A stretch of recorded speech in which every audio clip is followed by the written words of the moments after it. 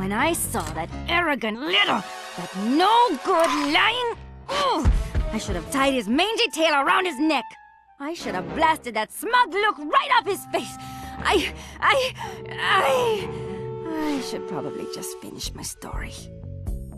After the Cooper gang escaped at the museum, I decided to follow my nose and take a look around.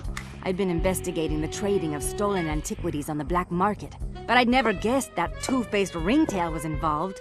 Then as I turned a corner, I was stunned to see a huge stash of stolen treasure right there in the museum. And even more shocking, Cyril Le Paradox himself unloading them. I couldn't believe it! The billionaire art collector and museum patron was behind this? I was so surprised that by the time I reacted, his goons already had me covered. Then that slimy sawed-off runt had me thrown into some vile machine.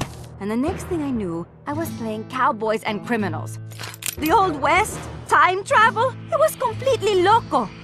Sure, Le Paradox had done some time in his youth, but he'd been squeaky clean ever since.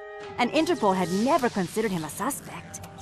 There were rumors about the source of his wealth, but nothing had ever been proven. Now I knew I'd solved that mystery. And of course Cooper and his little friends were involved somehow. Why was I not surprised? The Fleabag tried to feed me some story about having to rob the museum to save the future. But I was done listening to that liar.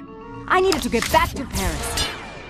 But that toad toothpick had stolen Murray's van, and Bentley's time machine along with it.